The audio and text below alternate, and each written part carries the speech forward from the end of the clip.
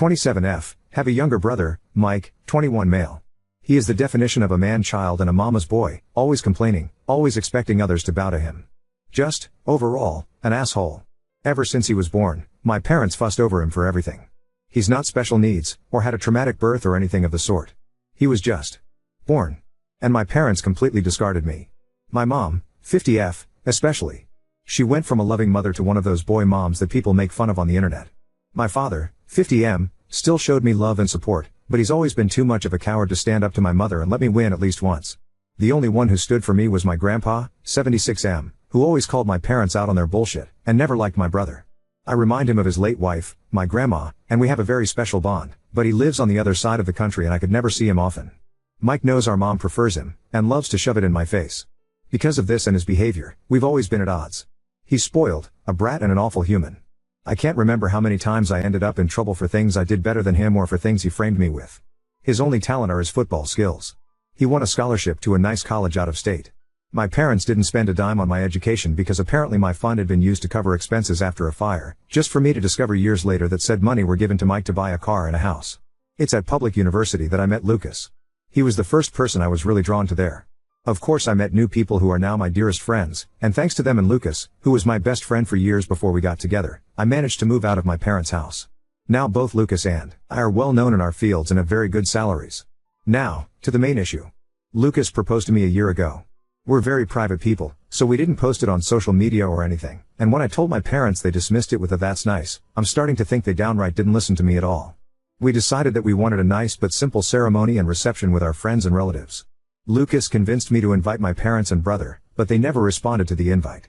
And whenever I went to visit and began to talk about my wedding, without mentioning it was a wedding, my mom would always speak over me and about my brother's accomplishments and wild adventures. At one point I got fed up with it, and interrupted my mom to tell her that there was an event I was planning to organize, whose date was unmovable. She told me that they couldn't attend, because my brother was playing the last game of the season that very same day, and wanted them to be there.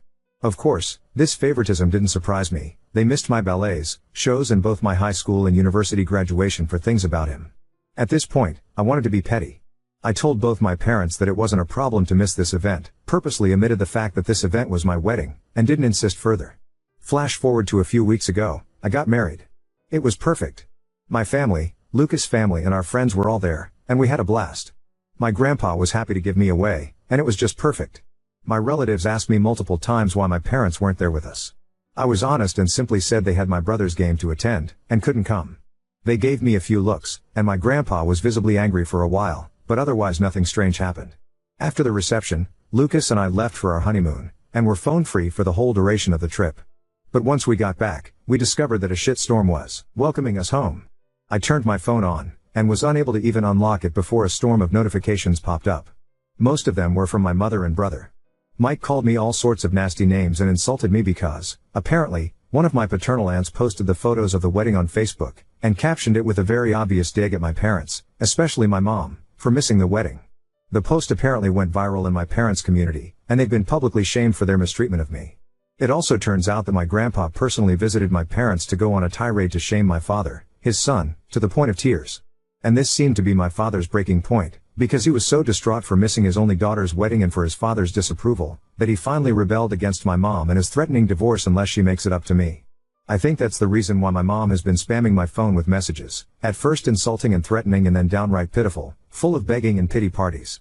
Now I'm at home with my husband, deciding how to approach the situation.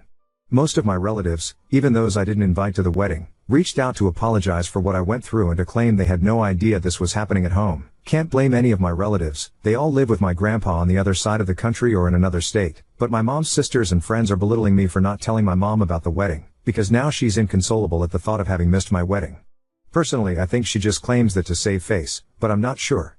The latest messages from my father and mother seem extremely saddened and hurt for missing my wedding. Now my family is divided on three fronts: the majority who is sticking by my side, my maternal aunts shaming me for hurting my mom's feelings, and my maternal grandparents who are adamant that I forgive my mom in light of her atonement. My best friends are telling me not to listen to them. So, Reddit, Ida? Edit, thank you so much for the feedback and love. It's overwhelming. I'm going to address the popular questions here. 1. I did inform my parents about my wedding. I sent traditional on-paper invites to all my guests, and was notified that all invites had reached their addressees. I did not receive any answer from my parents and Mike, a few very distant relatives, and some people on Lucas' side. I did reach out to all of them through message to double check, and those who hadn't replied told me they couldn't come. I asked my parents and brother via text, but they didn't respond. I was left on read. Knowing them and given all the things I had to plan, I didn't bother insisting. 2. I didn't repeat the date of my wedding because I had already been told there was my brother's game. Plus, every time I insisted on highlighting my celebrations to get an answer, I was always told that it wasn't that important and to not be pissy and a bother. Because some things were simply more important than me. At this point I think it's fair for me to not insist anymore. It's not worth the effort. 3. I didn't keep my wedding a secret. I avoided telling my parents that it was my wedding to see if they would be interested in the slightest, but surprise surprise, they weren't. Despite this, I did openly talk about my wedding with my aunts and uncles. My mother was in the room with us a few times when I discussed venues or dress shops with my aunt, the FB post one, but sometimes mom was on the phone, and other times she was just chatting with other people. She never paid attention. When I talked about it during reunions, she smiled and said that's great, dear, and then would change the subject. Radio silence on Dad and Mike. 4. I kept in contact with them because, well, all the times I tried to go NC in the past years I've been harassed. I tried after my HS, bachelor's and MASTA, RS graduations, to which they never bothered to show up for reasons involving my brother.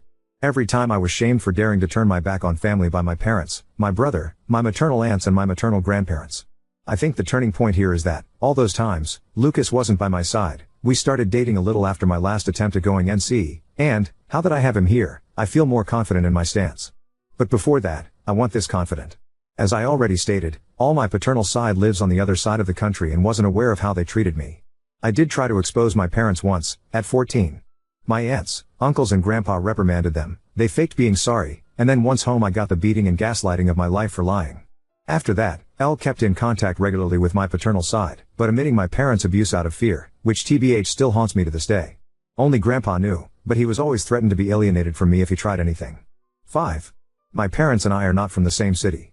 I live in a city an hour drive from my parents' small town, and they don't know my new address because once, my brother tried to break in my apartment to steal some cash and my mother backed him up, claiming that siblings share their goods. Now I moved, and I'll be sure not to tell them where I live. 6. My parents didn't buy my brother a car and a house before he even started high school. They bought him a car for his 16th birthday, and a house near his college when he began freshman year. They didn't spend the money of my fund right away, they just lied to me to use it later for my brother, keeping it stored for later in the meantime. Update 1. To those who believed my story was fake, I want to say that I'm happy your family life is better than mine, to the point of thinking of my reality as a fantasy, but I'd appreciate it if you stopped harassing me in DM, claiming that I'm writing a fake story for attention. If I've missed a few details in the OG post, it's because I was overwhelmed and crying my eyes out because of my family's harassment. You are not forced to read my story, or think it's true, but I think keeping the smallest amount of decency would be nice. Oh, and before diving in the update let me clarify a few things. 1. Yes, the invitation specifically stated it was a wedding. No excuses. 2. My maternal side of the family didn't come to the wedding. I'm sorry, I didn't make that clear in the OG post. Most of them were busy, and the others just gave me excuses to send a gift but not come. That's it. Don't ask me why they didn't discuss my wedding with my mom, it's not like I live in their brain. 3. My mother's atonement is the fact that she apologized via text. Now on to the update. Things have been a little crazy this past week. I got off of Reddit for a couple of days, to gather my thoughts. Then, I had a lengthy conversation with Lucas about how to proceed. He's been my rock, and I don't think I could ever love him more than I already do. My parents were always a taboo topic, but he hit me with a brutal reality check that I absolutely needed. We reached the conclusion that the fact I kept in contact all this time, stuck around and couldn't go NC, isn't healthy. I've realized that, the reason I never fully went NC, was that deep down I just wanted their approval, even now, for once. Pathetic, I know. But it's like a drug, being with my parents. They can be loving, funny, caring and warm, until they're not. The little love they give makes you crave for more, and you want their approval so badly you destroy yourself. But that's enough. I promised myself that things are going to change. I've thought about it, and decided to start therapy, and to go NC with all those who made an issue about this situation, for good this time. After the days dedicated on reflecting on how I feel, I ended up messaging my father to tell him that, if he wanted to talk, I'd meet him, Mom and Mike in a neutral location the following day. He immediately replied and agreed, and we met at the park. My father's sisters and brother accompanied us for damage control. My father looked distraught and as if he had been crying for a while. My mom looked the same, but I think it was more out of anger and embarrassment. My brother looked annoyed. I told the three of them about how their behavior and preference in regards of my brother always hurt me, and that their abusive behavior made me realize that I didn't want contact with any of them again after that meeting. My mother tried to cut me off multiple times, but my aunt, the one who posted on FB, shut her up every single time. When I asked them why would they treat me this way, they didn't know what to say. My father kept crying and apologizing without giving me an answer, and my uncle reprimanded him for it. My mother seemed as if she was asking herself that for the first time, but well, in the end she just said that she simply disliked me. Plain and simple. And my brother? He just liked the attention and making me miserable as some kind of sport. I went on with my questions. When I asked why they never responded to my invite, they claimed to have never received one. I showed them the texts, but they denied receiving them. And well, it turns out that they hadn't, in fact, received my wedding invitation. When it arrived to their house, they weren't there. The only one in the house was my brother, who had come visiting for the weekend. He saw the invite and, as many of you guessed, ripped it up and trashed it. And then, when I texted my parents, he deleted the messages. Wasn't hard to do. According to him, they kept my chat archived and didn't get the notification. So, my parents never actually got a formal invitation. I was just distraught. I asked Mike why would he do that, and he just shrugged, and claimed that it wasn't as important as the stuff they had in program anyway. I had to stop Lucas from punching him in the face. Strangely enough, my parents were upset, and started reprimanding him. He actually began to throw a tantrum and cry crocodile tears, and I must admit that I was kind of satisfied. But then my mom claimed that all was resolved, there was no need to fuss over a misunderstanding, and it was time for me to clear their name. That set me off, and I interrupted her, telling her that they weren't forgiven at all, that just because Mike trashed the invite, it didn't mean it automatically canceled all their neglect out. Plus, all that time it was still very obvious that I was having a wedding, and they should have asked about it. You want to know my mother's response? She said something along the lines of, I did hear you talking about a wedding of yours, but I just thought you were being delusional, and seeking my attention with exaggerated scenarios. She was convinced Lucas didn't actually like me, nor would ever marry me. When I tell you I was about to trash her face, do you believe me? Another thing came up. It turns out that my brother didn't have a football game to go to at all. My parents used the fact that my husband, friends and I know little to nothing about football, we prefer soccer, and the fact I stopped asking about it when Mike would mock me during his time in high school, to make up a story to avoid my event. At the time I wrote the OG post, I couldn't confirm or deny the presence of a game because my brother has private social media and Lucas and I are blocked, and I foolishly trusted my parents' word. But no. You want to know where they went with that man-child? They went to Disneyland, because Mike wanted to go. They used the football story to cover for my brother's 100th tantrum holiday, and apparently they did it multiple times in the past months. At that point I was just completely burnt out and overwhelmed by this amount of informations. The fact that I had been fooled this badly, that I was so gullible, genuinely made my blood boil, and I snapped. I stood up, and told my father he was a sad, weak man, unable to stand up for his kids unless his wife approved of it.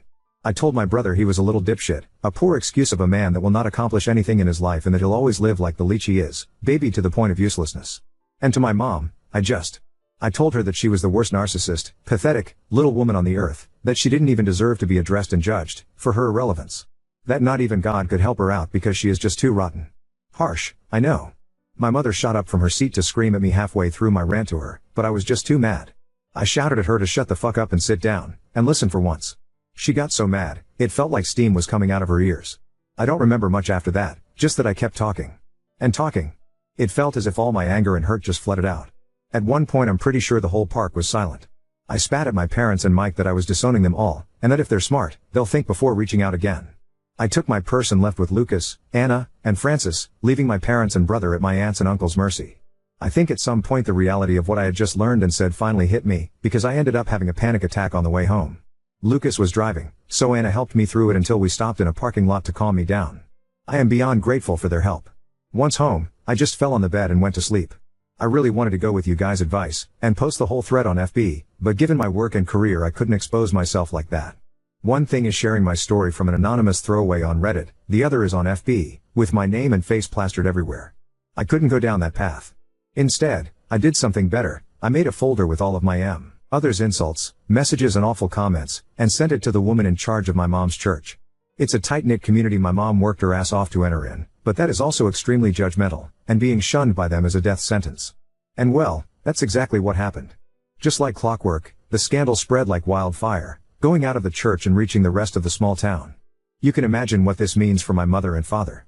Because of my little spill, I did find other messages from my maternal side of the family, belittling me even more for upsetting their sister or daughter and insulting her.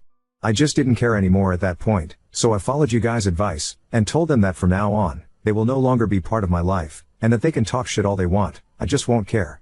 Instead, they should be grateful I don't send their nasty texts to their employers and spouses.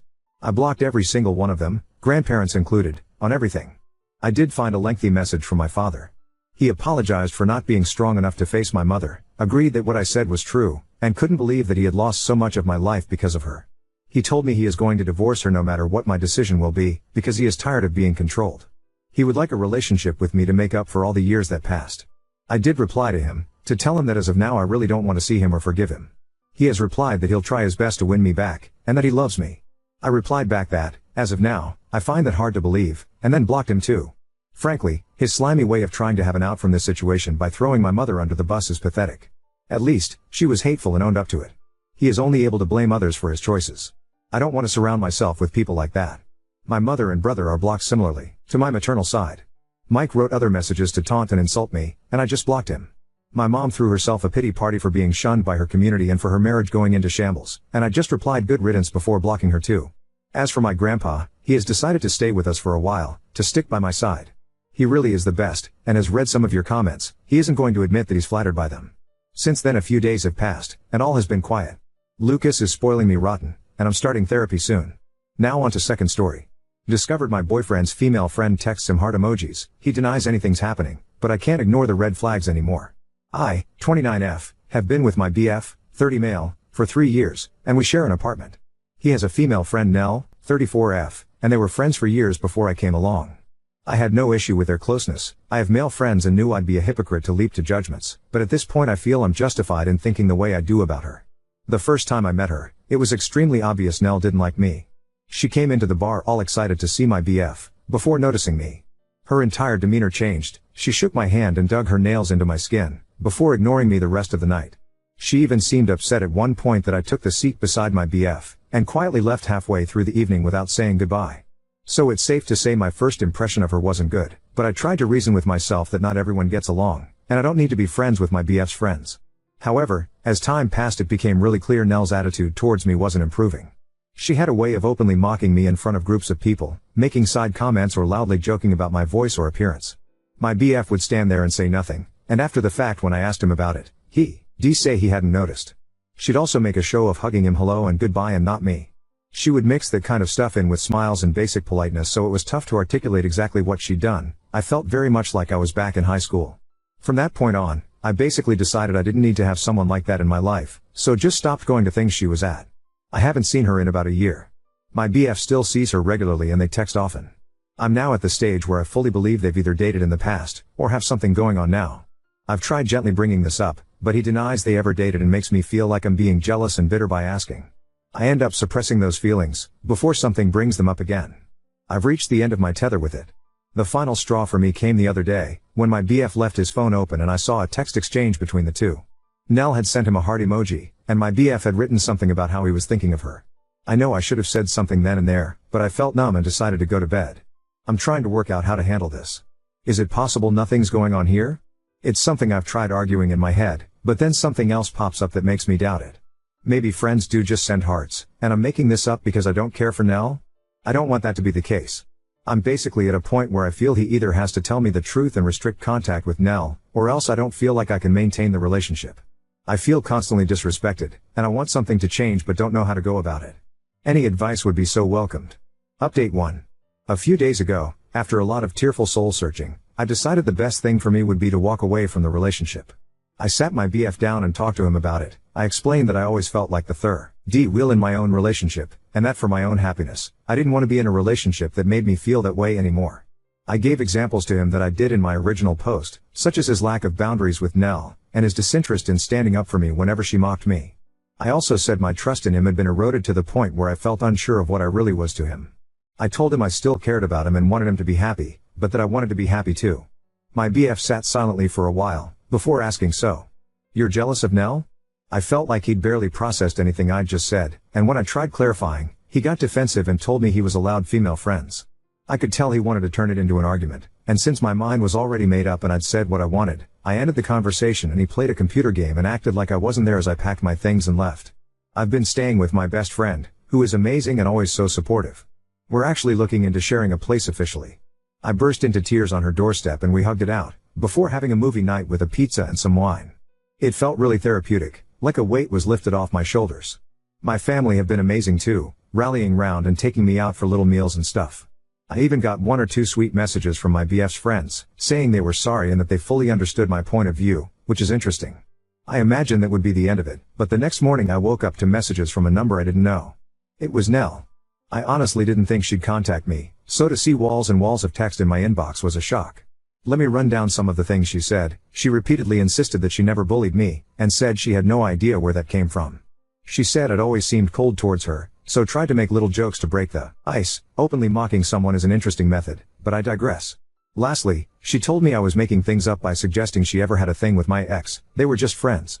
She finished with a passive-aggressive apology that I'd ruined my own relationship by being jealous and listening to voices in my head. I didn't respond to her venom or try to get the last word. I know she wanted to repeat her tried and true method of hitting out at me and enjoying my reaction, so I didn't give her one. I've been focusing on other things to start building my self-esteem and happiness back. My ex has not tried to contact me since I left and I'm glad. Frankly, I think him and Nell are perfect for each other. I'm well and truly done with this, and I'm so excited for new things in my life. My friend and I are making arrangements to officially have a place together, and I actually got promoted at work today. I feel like it was a little hug from the universe. In all, things are looking bright.